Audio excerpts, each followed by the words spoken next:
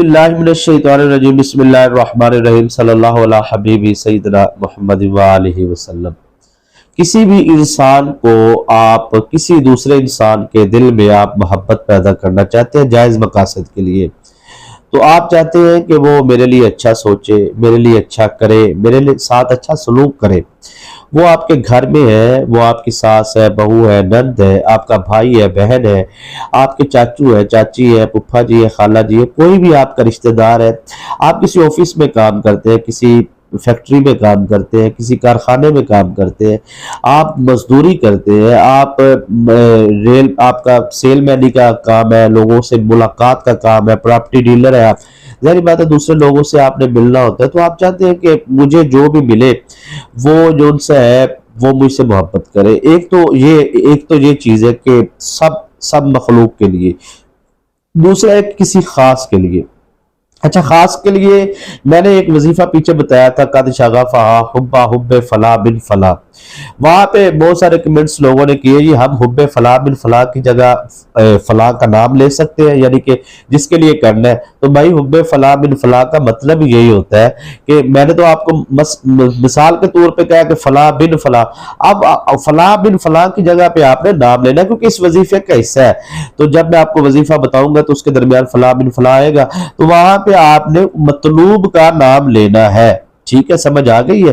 تو آپ نے جو ان سے ہے مطلوب کے تصور کو باندھنا ہے، پورا تصور کر کے دیکھیے۔ میں آپ کو یہاں پہ یہ کہوں گا کہ سوچ سمجھ کے آپ اس وظیفے کو کیجئے گا، کیونکہ یہ اتنا پرتاثیر عمل ہے، 3 دن کے اندر اندر آپ کو اس کی تاثیر ظاہر ہو جائے گی۔ زیادہ دن کا تو یہ عمل ہے ہی نہیں، یعنی کہ 7 دن، 11 دن، 21 دن والا تو یہ عمل ہی نہیں ہے، 3 دن کا یہ عمل ہے۔ 3 دن میں آپ کو اس کے اثرات ظاہر ہو جائیں گے۔ اگر آپ کو اثرات ظاہر ہو جائے تو آپ اس کو عمل کو کریں، لیکن شرائط کے ساتھ کریں جو میں آپ کو بتانے جا رہا ہوں۔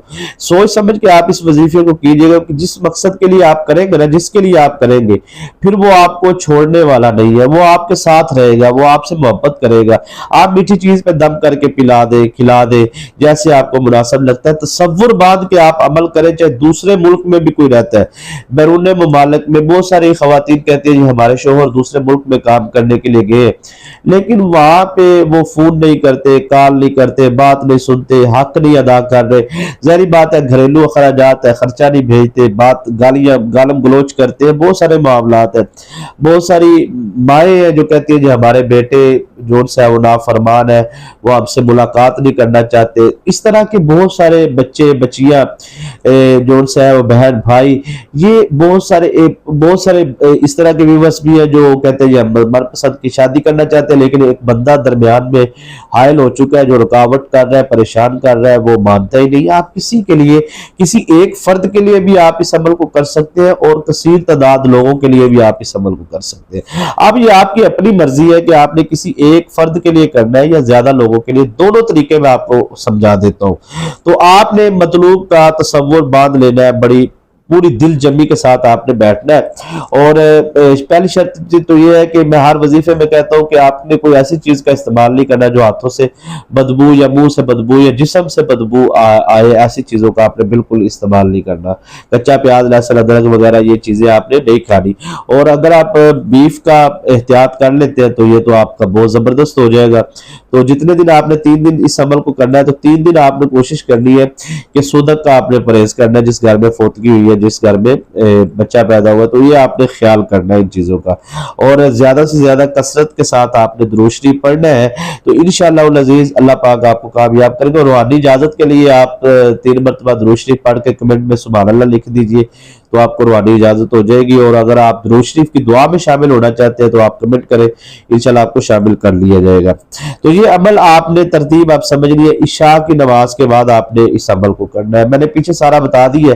تو میاں بیوی کی نفرت، لڑائی جھگڑا ختم کرنے کے لیے، محبت پیدا کرنے کے لیے، تمام معاملات کے لیے اب آپ نے کرنا کیا ہے، توجہ سے سماعت فرمائیے گا۔ عشاء کی نماز کے بعد آپ نے فوراً بیٹھ جانا ہے، جہاں عشاء کی نماز پڑھی ہے وہیں پہ آپ نے بیٹھ جانا ہے، ٹھیک ہے؟ پورے یقین کامل سے آپ نے اس عمل کو کرنا ہے۔